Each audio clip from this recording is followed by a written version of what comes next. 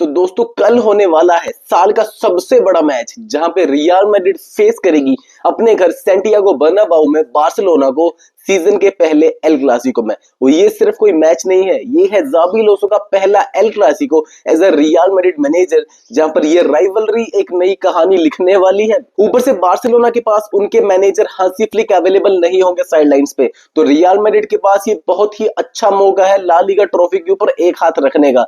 तो इस वीडियो में बात करते हैं बार्सिलोना की फॉर्म के बारे में एंड उनके इश्यूज के बारे में, थोड़ा रियल मैड्रिड के बारे में बातचीत, साथ ही साथ मेरे predicted 11 for the match and also मेरा ऑफिशियल मैच प्रिडिक्शन भी। सो माद्रिदिस्ता ये वही मूवमेंट है जिसका हम कितने महीनों से वेट कर रहे थे। अपने दिमाग में हम हाइपोथेटिकल डिबेट्स करे जा रहे थे, कौन सी टीम वीक हुई, कौन सी टीम टॉप पे चली है, कौन सी टीम बेटर हो गई, कौन सी टीम खत्म हो गई। एंड ये जो फालतू के सवाल हमने जमा करके रखे थे ना, कल इसका जवाब हम सबको मिलने वाला है फाइनली। सबसे पहले बात करते हैं बार्सिलोना की। एंड देखो भाई, मैं ट्राई करता हूं अनबाइज्ड रहने की, सच्ची में, चाहे बात तुम वार की करो, रेफरीज की करो या किसी भी टीम की बात करो। एंड इसलिए मैं शायद बार्सिलोना पे कुछ खास वीडियोस बनाता भी नहीं यूट्यूब पे। अभी बार्सिलोना ला लीगा में नंबर 2 पे चली है एंड पिछले सीजन के कंपैरिजन में वैसा कुछ स्ट्रॉन्ग स्टार्ट मिला नहीं। एक बात क्लियर है कि ये वाली बार्सिलोना पिछले सीजन से बिल्कुल अलग है।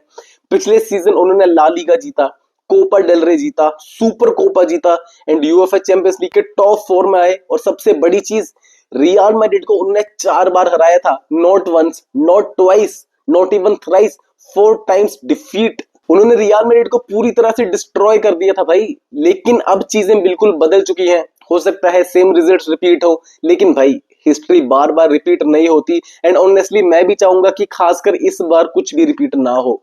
लास्ट 5 गेम्स उनके लिए कुछ खास रहे नहीं। सबसे पहले वो पीएसजी की सी टीम से पिल गए, वो भी अपने ही होम में। उसके बाद सेविया ने उन्हें 4-1 से हराया। अभी रिसेंट गेम्स में भी लास्ट मिनट्स में ही अराउहो का विनर आया था। तो कुछ शेकी सी फॉर्म तो लग रही है बार्सिलोना की। और ये क्लियरली दिखता है भाई कि उनका डिफेंस पूरी तरह एक्सपोज हो चुका है। उनके जो हाईलाइट टैक्टिक्स थे वो काफी रिस्की लग रहे हैं। एंड तुम अगर स्टैट्स की बात भी करो तो ला लीगा में बार्सिलोना टॉप पे चली है, जिस टीम ने सबसे ज्यादा बिग चांसेस अलाउ किए हैं अपने अगेंस्ट। टीम्स लिटरली उनके अगेंस्ट काउंटर अटैक्स में फ्री शॉट्स ले रही हैं। ये तो अलग बात है कि टीम्स कन्वर्ट नहीं कर पा रही, नहीं तो और एम्बैरेसिंग होता बार्सिलोना के लिए। देखो तुम लीग में देखो तो पूर रेफरेंस की वजह से दोनों ही कुछ चीजें रियल मैड्रिड की फेवर में गई हैं, कुछ बार्सिलोना के फेवर में गई हैं। जहां पर 1 पॉइंट मिलना चाहिए था वहां पे बार्सा को 3 पॉइंट मिले, जहां पर 0 पॉइंट मिलना चाहिए था वहां पे 1 पॉइंट मिला। बट ये होता है फुटबॉल में, तुम इन चीजों के बारे में बात करते हो एंड फिर मूव ऑन करते हो। एंड ऑनेस्टली यार, एल क्लासिको की अगर तुम बात कर रहे हो ना, तो फॉर्म मैटर नहीं करता भाई। यहाँ पर जो उस दिन उखाड़ेगा वही मैच जीत के जाएगा। क्योंकि जब भी ये दोनों टीम्स मिलती है ना, तो लड़ाइयां तो होंगी, साथ में धमाके होने वाले हैं एंड दोनों फैन बेस एक दूसरे की धज्जियां उड़ाएंगे आफ्टर द मैच। लेकिन एक बात तुम मान लो कि ये वाला मैच वही जीतेगा जो गलतियां कम करेगा एंड जो भी थोड़े बहुत चांसेस मिलेंगे प्लेयर्स को वो कन्वर्ट करते हैं, वही वाली टीम मैच जीतने वाली है। अब बात करते हैं इंजरीज की। बहुत सारे बार्सा फैंस कंप्लेन कर रहे हैं कि भाई हमारी आधी स्क्वाड तो इंजर्ड पड़ी है। तो बात ऐसी है कि लेवेंडोस्की इंजर्ड, डैनी ओल्मो भी इंजर्ड है, उनका नया goalkeeper John Garcia also out. साथ ही साथ राफिनिया की बातें हो रही थी कि शायद राफिनिया वापस आ जाए, बट कल ही कंफर्म हुआ that Raphinha is also not playing. लेकिन ऑनेस्टली यार मुझे फर्क नहीं पड़ता, क्योंकि Fermin Lopez is 100 times a better player than Dani Olmo. साथ में लेवेंडोस्की की रिटायरमेंट की उम्र है, वो वैसे भी स्टार्ट नहीं करता स्क्वाड में। साथ में अगर जॉन गार्सिया नहीं खेल रहा है तो शेजनी तो है ना तुम्हारे पास, जिसने तुम्हें डोमेस्टिक ट्रेबल जिताया था पिछले सीजन। बस राफिनिया एक मिसिंग लिंक है, बट तुमने उसकी जगह राशफोर्ड खिलाया है जो कि काफी अच्छी फॉर्म में चल रहा है। तो ये इंजरीज वाले एक्सक्यूजेस अब देना बंद कर दो प्लीज। मेरी प्रेडिक्शन के हिसाब से बार्सिलोना उतरेगी with Rashford at the left wing, Ferran Torres बनेगा centre forward, Lamine Yamal at the right wing and CAM के रोल में तुम्हें दिख सकता है Fermin Lopez, Frenkie de Jong and Pedri as a double pivot in the midfield. Defence में तुम्हें मिलेगा बाल्दे, कुबार्सी, एराउहो एंड कुंदे एंड शेजनी तुम्हारा गोलकीपर। अब चलते हैं अपनी टीम पर, लॉस ब्लैंकोस। एक काफी बड़ी पॉजिटिव न्यूज आई है रियल मैड्रिड के लिए that Dean Huijsen, Dani Carvajal, Trent and Ceballos सभी फिट हैं संडे एल क्लासिको के लिए। एंड भाई यार कितना टाइम हो गया था डैनी कार्वाहल एंड ट्रेंट को देखे हुए, तो काफी अच्छी एक पॉजिटिव वाइब्स होगी जाबी अलोंसो के लिए भी। पर मैं ये नहीं कह रहा भाई कि सबको स्टार्ट मिलना चाहिए। मेरे हिसाब से 100% मैच फिट जो है वो है डीन हाउसन, उसको स्टार्ट दे दो। क्योंकि जो हमारे सेंटर बैक ऑप्शंस है ना वो बहुत ही कम है। जो हमारा एडम मिलिटाओ है वो दोनों घुटनों में इसी लेके चला है, रूडिगर इज इंजर्ड एंड एसेंसियो को एक नॉक मिला था यूवेंटस के अगेंस्ट, तो उसके भी कुछ इश्यूज हैं कि मैच फिट है या नहीं। तो मेरे हिसाब से एक मौका दे देना चाहिए अब डीन हाउसन को। थोड़ा क्रेजी हो सकता है क्योंकि काफी टाइम से मैच खेला नहीं, बट ऑप्शन से हम रनिंग आउट हो रहे हैं। Dean हाउसन should be a solution for every problem in the defence and साथ में मिडफील्ड में भी कंट्रीब्यूट करेगा भाई। अब बात करते हैं मेरी स्टार्टिंग 11 की फॉर रियल मैड्रिड। देखो मैं पर्सनली पसंद करूंगा 3-5-2 फॉर्मेशन खिलाना with Vinicius and Mbappe up top and midfield में तुम रख लो Carreras, Camavinga, Arda Guler, Jude Bellingham and Fede Valverde and back line में Dean Huijsen, Militao and Tchouameni और गोल पोस्ट में one and only Thibaut Courtois. अब बात करते हैं मैच के की फैक्टर्स की। देखो मुझे बिल्कुल भी नहीं लगता कि दोनों टीम स्कोर नहीं कर पाएंगी, दिस इज इम्पॉसिबल। ये मैच एकदम बैक एंड फोर्थ होने वाला है, दोनों ही टीम्स को बढ़िया मौके मिलेंगे गोल स्कोर करने के। अभी जो हम lower level La Liga teams के अगेंस्ट खेलते थे तो बंदे भाई लो ब्लॉक बना के बैठ जाते थे कि जैसे गोल करना ही नहीं है, लेकिन यहाँ पर चीजें अलग है। दोनों ही एक फायर पावर वाली टीम एक दूसरे को फेस करेंगी तो बहुत ज्यादा गोल्स की बारिश देखने को मिल सकती है आप सबको। मिडफील्ड डिसाइड करेगी कि मैच कौन जीतेगा। बेलिंगम, आर्दा गुलर and Camavinga versus Pedri, Fermin Lopez and Frenkie de Jong.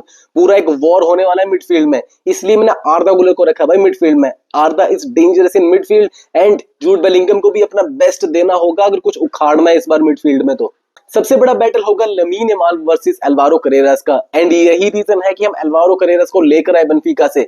Alvaro Carreras ने काफी अच्छा डिफेंड किया था यमाल को जब वो बेंफिका में खेलता था एंड यार यमाल को तुम देखो तो मैं मानता हूँ he is one of the top 10 players in football right now.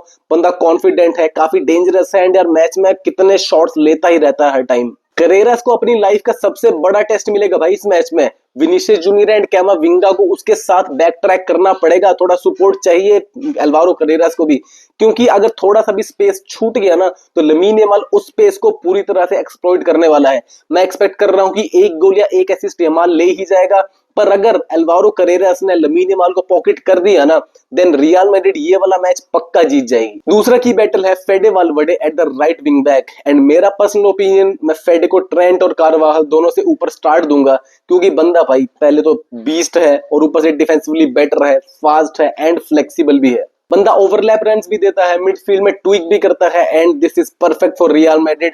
उसके सामने होंगे Rashford and Farhan Torres and दोनों काफी एक क्रेजी फॉर्म में लग रहे हैं, लेकिन भाई अब एक्सक्यूजेस नहीं चाहिए, फेडे को अब फील्ड पे दिखाना होगा कि क्यों वो इंजन बोलते थे हम उसे रियल मैड्रिड का। अब बात करते हैं आर्दा गुलर की। देखो बहुत सारे राइवल फैंस बोलते हैं कि आर्दा बस छोटी टीम्स के अगेंस्ट ही परफॉर्म करता है, तो भाई तुमने मैच देखा भी है कभी रियल मैड्रिड का पूरा अदर देन हाइलाइट्स? अभी यूवेंटस के अगेंस्ट जैसी उसकी परफॉर्मेंस थी, मैन ऑफ द मैच जीत गया बंदा। अभी मेरी बात पे यकीन नहीं हो रहा तो उस मैच के तुम हीट मैप देख के आओ भाई आर्दा गुलर का। अभी एटलेटिको के अगेंस्ट जब हम खेले थे तभी एक गोल एंड एक असिस्ट, वो भी लूजिंग कोज में। Arda is the main key for Real Madrid to win this match. अगर आर्दा अच्छा खेल गया ना तो रियल मैड्रिड 5-1 6-0 इजीली कर लेगी बार्सिलोना के अगेंस्ट एंड ये वाला मैच शायद एक ब्रेकआउट हो सकता है आर्दा गुलर के लिए, जहां पे दुनिया फाइनली नोटिस करने लग जाए भाई कि एक टर्किश लड़का 18 साल का रियल मैड्रिड के लिए खेलता है जो कि धज्जियां उड़ा रहा है मिडफील्ड में। अब एक और की फिनिशिंग, दोनों टीम्स के पास चांसेस आएंगे बट डिफरेंस होगा कन्वर्जन रेट का। बार्सिलोना की तुम बात करो तो वो ज्यादा एफिशिएंटली कन्वर्ट करती है अपने चांसेस को एंड यार एम्बापे को भी बरी करने पड़ेंगे अपने चांसेस एंड डिलीवर करना पड़ेगा भाई इस कछुए को इस बार। लास्ट एल क्लासिको में एम्बापे ने हैट्रिक मारी थी बट वो वाला मैच उसके बावजूद रियल मैड्रिड हार गई एंड यार विनीसियस जूनियर की तुम बात करो तो उसे भी कंट्रीब्यूट करना पड़ेगा, चाहे वो प्रेसिंग हो, ट्रैकिंग बैक हो या गोल कंट्रीब्यूशन हो, सब कुछ चाहिए मुझे विनीसियस से भी। मैच हर एंगल से अनप्रिडिक्टेबल है, बार्सिलोना भी रियल मैड्रिड को पेल सकती है अगर हमने फिर से उतने स्पेस दिए किसी टीम को तो।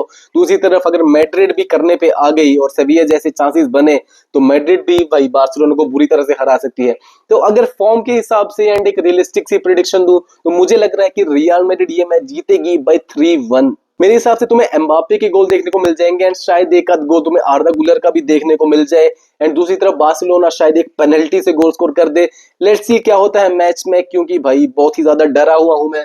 बाकी तुम्हारी टीम अगर पिछले 4 मैचेस एल क्लासिको के लगातार हारी हो तो यार डरना तो बनता ही है मेरे हिसाब से। तुम बताओ कमेंट्स में तुम्हारा प्रेडिक्शन क्या है एंड तुम किस प्लेयर को देखने के लिए एक्साइटेड हो इस एल क्लासिको में। एंड अगर वीडियो अच्छी लगी हो तो वीडियो को लाइक करना, चैनल को सब्सक्राइब जरूर कर देना and El Clasico watch along के लिए मैं तुम्हें अभी इन्वाइट कर रहा हूं भाई, सबके सब पहुंच जाना, क्योंकि संडे को होपफुली मैं उम्मीद कर रहा हूं हम एक बड़ी जीत का जश्न मनाएंगे एट सैंटियागो बर्नाबाउ। तब तक के लिए गुड बाय, हाला मैड्रिड या नादामास।